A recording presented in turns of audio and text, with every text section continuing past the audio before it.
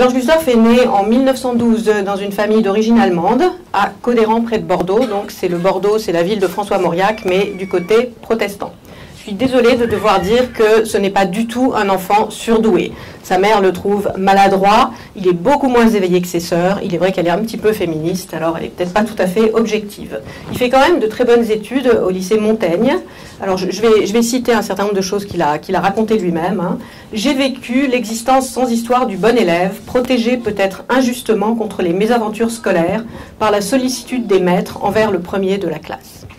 L'autre aspect de son éducation, à part le lycée, c'est le scoutisme qu'il pratique dans le mouvement unioniste. C'est un grand jeu, c'est une aventure, et il y découvre des valeurs qui vont être très très importantes pour lui par la suite, à savoir l'indépendance et le non-conformisme. Il entre à l'école normale en 1933. Il a choisi d'y étudier la philosophie qu'il a découverte au lycée avec son professeur qui s'appelle Jean-Raoul Carré, qui est un personnage rabelaisien, un ancien soldat. Pourquoi le choix de la philosophie? Alors je cite à nouveau. Hein. La philosophie est la discipline qui permet de ne renoncer à aucune autre. Littérature, histoire, géographie sont compris et assumés dans le champ d'étude d'une spécialité qui me permettait de rester le spécialiste de la non-spécialité. Il travaille à l'école normale sous la direction de Jean Cavaillès, de Merleau-Ponty, et puis aussi surtout de Léon Brunswick, qu'il appellera son vieux maître, mais dont il va dépasser, en lui faisant d'ailleurs beaucoup de peine, le positivisme spiritualiste. En 1939, il passe l'agrégation de philosophie. Il est sous l'uniforme, il est mobilisé et il est lieutenant. Il a fait une année de service militaire, il a suivi ses classes à Saint-Mexan et donc il est devenu officier comme il en avait la possibilité étant normalien. Il vit la période de la drôle de guerre jusqu'en mai 40. On l'envoie en Lorraine dans des solitudes glacées, paralysées par la guerre, où il lutte contre le froid en guettant un ennemi qui n'arrive jamais et en essayant de suppléer par le chapardage aux insuffisances du ravitaillement. En mai 1940, quand l'Allemagne attaque, il est envoyé avec son bataillon pour essayer de contrer la poussée de Sedan. Et là, dans la forêt d'Inor, son bataillon est taillé en pièces, c'est pris sous un barrage d'artillerie. Sur 14 officiers, 7 sont tués, 4 sont blessés. Il reste seul le simple lieutenant pour ramener en arrière les survivants de son bataillon. Donc ça, c'est une expérience qui l'a aussi beaucoup marqué. C'est ensuite l'expérience de la captivité, la reddition de l'armée et la captivité. Il va passer 5 ans dans différents camps de prisonniers en Allemagne, d'abord à Wallstatt, en Poméranie, puis en Silésie et enfin à côté de Lübeck en Allemagne. Pourquoi est-ce qu'on le déplace comme ça? Parce que c'est une forte tête, il a mauvaise réputation et on finira par le mettre dans ce camp des fortes têtes à Lübeck. Alors, l'expérience de la captivité, c'est une expérience qui est extrêmement importante pour lui. Pourquoi? Parce que d'abord, il se retrouve avec toutes sortes d'hommes qui sont réduits, si vous voulez, à la simple condition d'homme. Il n'y a plus les contraintes de la vie sociale, il n'y a plus que l'uniforme, tout le monde est à égalité. Chacun doit se construire à partir de rien, à partir de ce qu'il a. L'expérience du camp de prisonniers, c'est également, paradoxalement, une expérience de grande liberté. Chacun doit choisir comment il va s'occuper et le choix de Georges Gusdorf, c'est, comme il le dit lui-même, ne pas subir. C'est-à-dire qu'à la fois, il faut s'occuper, il faut occuper son temps utilement, et puis donc il s'occupera comme ça en créant dans le camp de Wallstatt une université où les professeurs, les gens qui ont quelque chose à donner aux autres, font des cours sur des sujets divers et les autres, ceux qui ont envie de savoir, viennent écouter ces cours.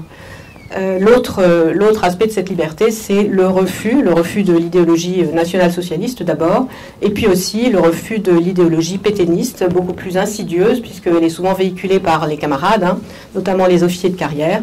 Et ça, Georges Gusdorf sera très intransigeant, il va refuser de céder au désespoir, il va refuser d'accepter la défaite nationale et la collaboration avec l'Allemagne, et il va avoir beaucoup d'influence sur ses compagnons, et l'un d'entre eux lui dira après la guerre: grâce à toi, on a pu rentrer la tête haute. En 1945, donc, quand il est libéré, il obtient à l'école normale supérieure une place de caïman, c'est-à-dire d'agrégé répétiteur. Il donne des cours aux futurs agrégés, et là, il aura comme élève notamment Michel Foucault et puis Althusser. Il passe également sa thèse dans cette période-là. En 1948, on lui offre un poste de professeur de philosophie générale et logique à l'université de Strasbourg.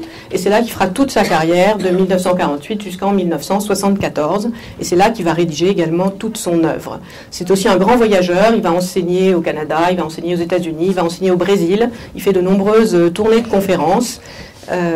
Notamment à l'Alliance française, parce qu'il apprécie un public justement qui est là avec seulement de la bonne volonté et envie d'apprendre. Et donc il voyage beaucoup, il fait toutes sortes de rencontres. Voilà, alors maintenant je vais essayer de vous parler un petit peu de son œuvre. Hein. Il a commencé à écrire à l'âge de 14 ans, quand il a tenu son journal, et il a écrit jusqu'à la fin de sa vie.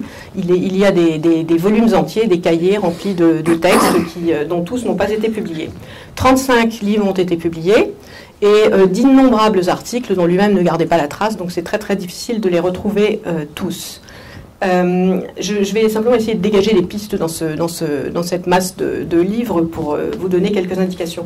Il y a d'abord le cycle de la captivité, c'est le cycle de la découverte de soi, mémoire et personne, et ligne de vie, où il s'intéresse aux écritures du moi, l'autobiographie, les journaux intimes, qu'est-ce qui constitue le sujet. Ensuite, c'est vers la fin des années 50, il commence à travailler sur son œuvre la plus connue, l'histoire des sciences humaines. Donc c'est 13 volumes, c'est d'une érudition colossale où il essaie d'étudier la genèse de la culture occidentale, depuis l'Antiquité jusqu'au romantisme et dans tout le champ européen, notamment en se penchant beaucoup sur l'Allemagne, qui est assez peu étudiée en général. Et enfin, il y a un autre aspect de son œuvre qui est intéressant également, c'est des livres qu'il a écrits pour un lecteur, non philosophe, non érudit, des livres qui essaient de régler de s'adresser à de grands problèmes du temps dans des termes simples. Donc la parole, science et foi, la vertu de force, ou encore il y en a encore d'autres que je citerai après. Alors tout ça, ça ne répond pas à la question pourquoi donner le nom de Georges Gusdorf à une école. Donc là, je vais vous parler de la dernière chose qui l'a intéressé dans le courant de sa carrière et de son œuvre, c'est effectivement l'institution éducative. Il y a passé la plus grande partie de sa vie puisqu'il a été élève puis professeur.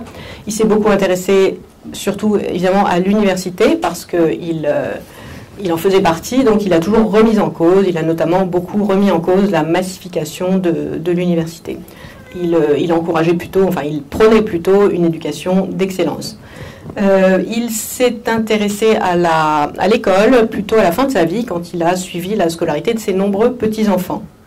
Et donc là, dans ces carnets inédits, il y a un grand nombre de choses que l'on peut citer. Je vais simplement vous citer deux extraits de ces cahiers. Alors il dit, par exemple, en fait, la notion d'excellence doit être appropriée à l'individualité de chacun. La tâche de l'enseignant est justement de détecter en chacun des jeunes êtres humains confiés à sa direction le ferment d'excellence qu'il recèle. Et une autre citation également dans ces cahiers. Non pas l'école unique, mais l'école multiple, fondée sur la détection des aptitudes et des goûts des enfants, c'est-à-dire sur le présupposé que les capacités sont variables. Voilà, c'est deux choses donc qu'il a dites sur l'école. Et pour conclure, je vais conclure avec simplement une petite anecdote qu'il rapporte dans son livre sur l'université en question, et ça c'est simplement pour vous montrer qu'il ne s'intéressait pas qu'aux professeurs et aux parents, il s'intéressait aussi aux élèves. Donc ça nous tiendra lieu de conclusion, c'est juste une petite histoire qu'il raconte dans son livre. Le fils de mon coiffeur a plongé sa famille dans le deuil. Il a voulu à toute force quitter, au niveau de la classe de 3e, le lycée où il réussissait fort bien, afin de commencer l'apprentissage de coiffeur pour dames. La famille sinistrée a fini par s'incliner, elle a bien fait. On imagine le long calvaire du coiffeur manqué, traîné de licence en agrégation et en doctorat pour devenir professeur de faculté malgré lui, dans l'inguérissable nostalgie du salon tiède et parfumé qu'il n'aurait jamais voulu quitter. Je vous remercie.